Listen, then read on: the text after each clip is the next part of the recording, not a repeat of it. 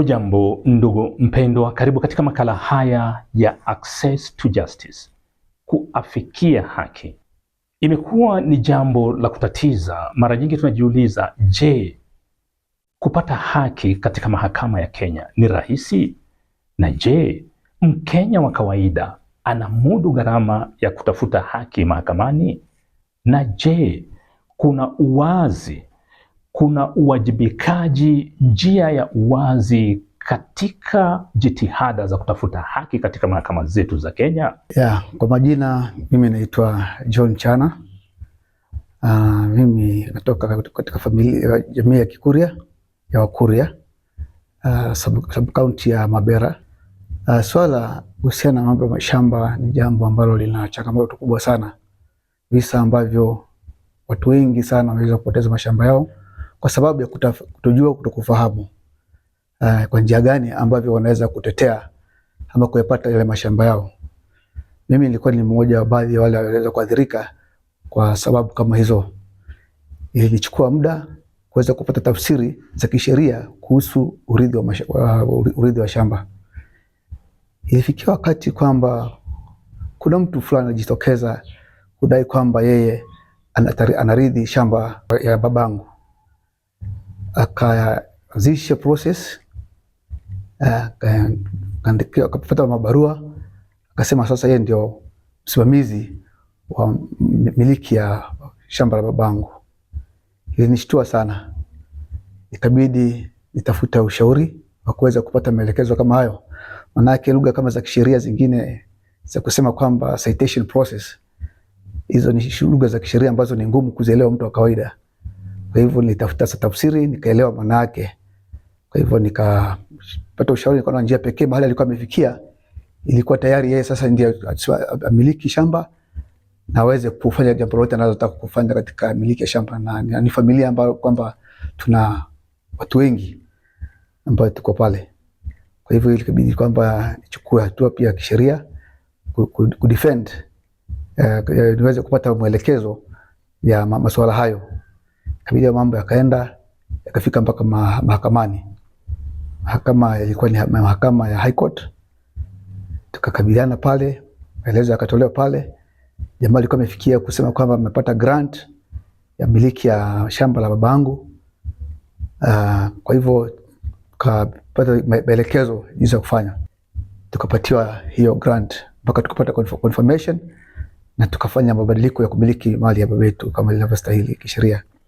Kwa hivyo ni changamoto ambayo najua kwamba ni kubwa sana, ni ngumu sana katika jamii zingine ambao hawezi kufikia kutafuta ushauri wa jinsi gani wataweza kupata haki yao ya kimsingi kuhusiana na urithi wa mashamba. Hivyo ni jambo la kushangaza kwamba hata mimi nishangaa kwamba mtu ambaye ni mtu kutoka nje amekuja kuingia katika mambo ya familia na ana hati za kiserikali za kurithi shamba ya familia. Kwa hivyo ni jambo ambalo mimi kusema kweli lilishangaza sana. Kwangu mimi ilinipa kazi ngumu sana, manake katika hali ya kifedha niko chini, siko sawa vizuri sana. Niligharimu pesa nyingi kiwango kwamba ambazo zingesaidia kwa mambo mengine, ikabidi nishughulikie mambo masuala kama kimahakama inahitaji fedha, kuchukua wakili kutetea, manake uelewi tafsiri zile za haki. Kwa hivyo niligharimu takriban karibia shilingi zaidi ya 600 kushughulikia mambo kufikia mpaka mahali tulipoweza kufanikiwa, na muda mwingi uliweza kupotea kwa sababu ya kushughulikia swala hilo. Na katika upande huo pia inaleta inaangamiza nguvu za kifamilia. Kwa hivyo nilikuwa naona kwamba ni jambo ambalo nataka lishughulikiwe kimakini sana na kwa uangalifu mkubwa sana. Kwa maoni yangu nilikuwa naona kwamba masuala ya utatuzi wa mashamba mashinani yaanzie chini mashinani pale. Manake tunajua kwamba katika hali ya utawala kuna machifu wako pale, kuna mabalozi wako pale. Kwa hivyo wana uwezo mkubwa na uwezo kusimamia, kuleta watu jamii pamoja ama familia pamoja, kushughulikia swala kwa njia ambayo inaeleweka. Machifu wako, sasa chifu wako, mpaka mabalozi wapo.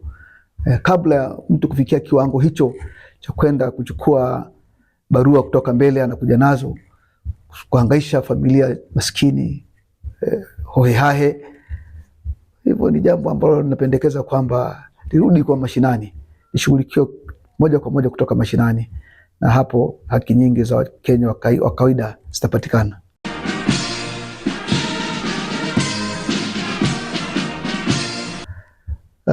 Ningependa pia kutoa maoni kwamba kuna baadhi ya watu katika jamii ambao wamebahatika kwa njia moja ama nyingine nafasi za uongozi wa madaraka, wanazitumia kwa kukandamiza wenzao kwa nafasi zile ambazo walizonazo, ambao kwamba jambo hilo kusema kweli si jambo zuri. Linaleta athari katika familia nyingi sana humu nchini.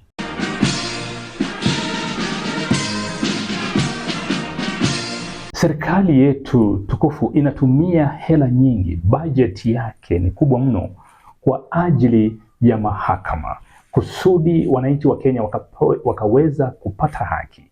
Swali ni je, tunapata haki kwenye mahakama? Niko na mgeni, ni mkereketo mkubwa, ni mtu ambaye amebobea katika ulingo wa kutetea haki za binadamu, ni mtu ambaye amekuwa na uzoefu wa sheria.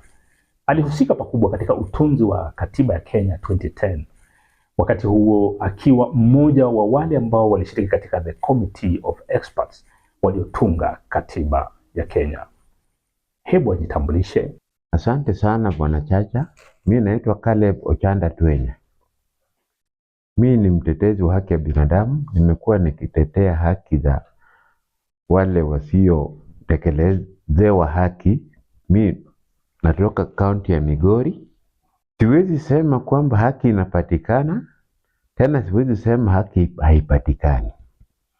Lakini kile naweza sema ni kwamba haki inaweza patikana ama inapatikana kwa wale walio na uwezo, ama wale ambao wanaweza kwa sababu ya hali ya juu ya ufisadi ama kutoelewa kwa haki. Unapata kwamba mwananchi wa kawaida ambaye hajui haki ni nini, hawezi pata haki kwa sababu hawezi fuatilia. Haki, kitambo fuate haki katika jamhuri ama eneo letu la Afrika Mashariki ama eneo letu la Kenya, mpaka ufuatilie hiyo haki. Haki haikuji tu kama umekaa. Huwezi pewa haki kabla hujaifuatilia. Kwa hivyo haki inapatikana kwa wale walio na uwezo, maybe wa kufuatilia haki hiyo, ama hata kununua haki. Having many buildings or having many courts does not show or does not mean that there's justice in those courts. Unaweza kuwa na mijengo mingi. Justice is not in the buildings, but the services provided in those buildings. The independence of the judiciary is what leads to justice.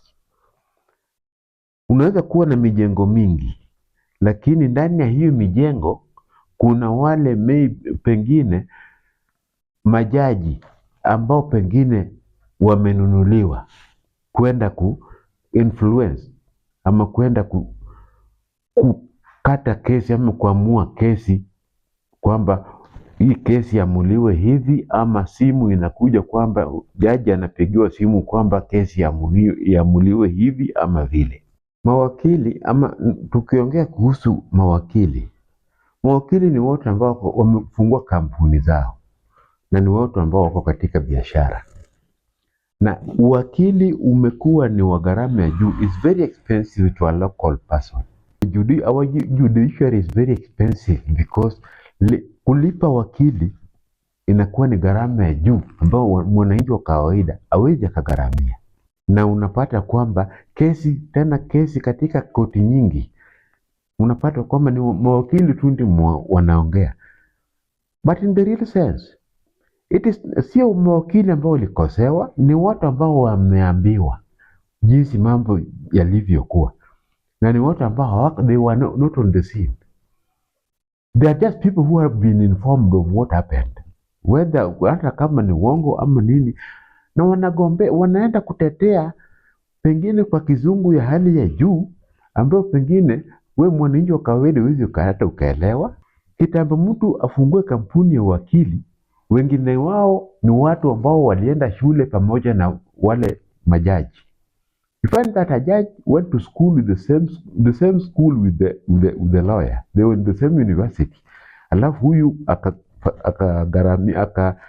akaajiriwa na serikali na judiciary akawa ni judge, na mwingine akafungua kampuni yake ya uwakili.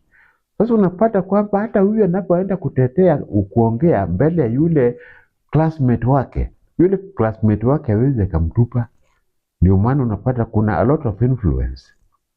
Kuna influence nyingi katika uamuzi wa kesi ama adjournment of cases. Unapata kesi ambayo ilikuwa imalize hata wiki mbili, ni kesi ambayo itamaliza hata muda mrefu, ambapo mwananchi wa kawaida hawezi hata kagharamia. Na yule wakili ni mtu ambaye ana pesa, ni tajiri. Uamuzi wa kesi nyingi zimeamuliwa against wale ambao umekosewa, tena umeenda kotini, alafu kesi inakushinda tena kwa sababu huwezi gharamia wakili. Naweza sema kwamba the African justice system ni nzuri kwa sababu ndio tukiongea kuhusu hii bottom up approach, unapata kwamba the African justice system, unapata kwamba ni watu ama ni wazee. Kulikuwanga na baraza la wazee, walikuwa kikaa na kuongea kuhusu kesi ama kuhusu jambo ambalo limefanyika katika mtaa ama katika eneo fulani. Na unapata kwamba ni watu ambao wako katika eneo hilo ama watu ambao wako pale pale. Na kama iwapo kuna haki ambayo pengine haijatekelezwa kwa mtu yeyote ama mtu ambaye analendia haki, unapata kwamba ni watu ambao wako pale pale chini ya mtaa ama chini hapo wanaongea kuhusu jambo hilo, na ni watu ambao wanaelewa kwa undani sana. Sio watu ambao wamepewa ama watu ambao wameandikiwa tu makaratasi ama kutumiwa tu picha. Mpaka ama boundaries, wanajua hii boundary ilikuwa ikifika hapa na yafaa ifike hapa. Iwapo kuna mtu ambaye amesongeza mpaka, utapata kwamba pale pale katika baraza la wazee watajua kwamba hapa yafaa iwe hivi, ama kuna mtu alisongeza boundary ama mpaka ilisongezwa na yafaa ifike hapa. The current judiciary system ambayo tuko nayo, naweza sema nitakuwa ni ya matajiri. Makabwela hawana haki kwa saizi. Hata ukipelekwa koti saizi utafungwa, hata kama wewe ndio una haki, lakini kwa sababu huna lugha ya kutetea hiyo haki yako, kesi itakushinda na bado utafungwa. Na utapata katika African justice system, unapata kwamba unaweza jitetea kwa lugha yenu, kwa sababu ni watu ambao wanaongea hiyo lugha yenu, na ni watu ambao wanatoka katika eneo lenu, na ni watu ambao wanakujua, wanawajua nyote kwa ubayana ama kwa undani. Ndugu wa Kenya, kunayo hofu kuwa mahakama inageuzwa mnada. Tuangalie ibra ya 48. Ni haki ya kupata haki au ni fursa ya biashara mahakamani? Je, inawezekana kwamba kujenga mahakama zaidi kunaweza bila kukusudia kusambaza dhuluma zaidi kwa wananchi? Je, ahadi ya upatikanaji wa haki chini ya ibra ama article 48 ya katiba inaweza kuwa vitendo kugeuka kuwa haki ya kuchagua, haki inayopatikana tu kwa kundi fulani la watu? Ibra ya 48 ya katiba inasema nini? Hebu tuangalie. Serikali itahakikisha upatikanaji wa haki kwa watu wote, na ikiwa ada yoyote itahitajika, itakuwa ya kiwango kinachofaa na haitazuia upatikanaji wa haki. Mwisho wa nukuu. Nia ya ibra hii ni njema na wazi. Haki lazima ipatikane kwa wote. Lakini tunapaswa kuuliza maswali magumu. Je, kuna biashara inayokuwa kwa kiasi ndani ya mahakama? Je, nia kubwa ya serikali ni kusanya mapato makubwa kupitia ada ya kufungua kesi na faini za mahakama, huku mawakili wakinufaika pakubwa katika mfumo unaoonekana kuwa dhaifu? Je, haki imegeuka bidhaa inayopatikana kwa anaye bei ya juu zaidi? Mpendwa, tunatambua kwamba si maafisa wote wa mahakama wanaotenda isivyo. Wengi wao hutekeleza wajibu wao kwa uadilifu na tunasema asanteni. Lakini lazima tukubali ukweli mmoja wa msingi: dhuluma kwa mtu mmoja ni dhuluma kwa watu wengi. Kuna wasiwasi kwamba mahakama zinaweza kuanza kuonekana kama masoko badala ya mahekalu ya haki. Je, mahakama zinaendelea kugeuzwa kuwa mnada? Hivi mbona tusiunganishe mahakama za kawaida na mfumo wa haki wa Kiafrika? Tutazame haya. Kabla ya mifumo ya kisheria ya kikoloni kuletwa, mifumo ya haki ya Kiafrika ilikuwa ya kurejesha uhusiano na wala sio kuadhibu peke yake. Lengo lake lilikuwa kuponya mahusiano yaliyovunjika, kurejesha maelewano na kulinda mshikamano wa jamii. Tunaweza kuunda uhusiano wa maana katika mfumo wa mahakama ya kisasa na mfumo wa haki wa zamani ya jamii za Kiafrika. Kwanza, kuna haja kutambua mchakato wa jamii. Mahakama za serikali zinapaswa kutambua yale yanayofanyika katika ngazi za jamii. Kabla ya kusikiza kesi yoyote, afisa wa mahakama anaweza kuuliza, ni hatua gani za awali zilichukuliwa katika jamii? Pili, je, kuna taarifa au ripoti ya mchakato huo, ya ripoti au mambo yaliyochukuliwa katika jamii? Hii itazuia mahakama kupuuza mifumo ya jadi ya kutatua migogoro. Pili, ushahidi wa jamii. Ingawa ushahidi wa mashahidi binafsi ni muhimu, mahakama zinapaswa pia kuzingatia mtazamo wa jamii. Jamii inasemaje kuhusu watu hawa wawili walio katika mgogoro? Pili, muktadha mpana wa kijamii ni upi? Haki haifanyiki katika ombwe, hufanyika ndani ya jamii. Ya tatu, baadhi ya migogoro ianze ngazi ya jamii. Migogoro kama ya ardhi au uharibifu wa mazao ambayo imejikita sana katika maisha ya kijamii inapaswa kuanza kushughulikiwa kupitia kwa mifumo iliyopangwa ya jamii kabla ya kupelekwa katika mahakama rasmi. Tafakari haya. Mahakama ya Kehancha ni kesi iliyoleta huzuni na kutia doa kubwa sana katika mahakama ya kisasa. Kesi ya jinai nambari 727 ya mwaka wa 2024. Katika kesi hii kuliripotiwa kuwepo wasiwasi kwamba baadhi ya washahidi walikuwa wamefundishwa au waliwasilishwa kwa njia ya kupotosha. Hakimu na kiongozi wa mashtaka katika mahakama ya Kehancha walijua vizuri sana mambo haya. Miongoni mwa madai yaliyotolewa ni shahidi aliyejitambulisha kama askofu wa mshtakiwa alikuwa kwa ukweli ni ndugu yake mshtakiwa, ndugu damu moja, baba moja, mama moja. Shahidi mwingine aliyedai kuwa ni mfanyakazi wa mshtakiwa alikuwa ni mwenzi wake au mume wake kwa muda mrefu tu. Nyingine ni kwamba mshtakiwa aliwasilisha cheti cha ulemavu akidai kuwa yeye ni kipofu, ila hali kulikuwa na maswali kuhusu shughuli zake za kila siku, uwezo wake wa kusafiri na historia yake ya kitaaluma, maana ni mwalimu mstaafu na mwenyewe alijisafirisha kutoka Mabera hadi Kehancha.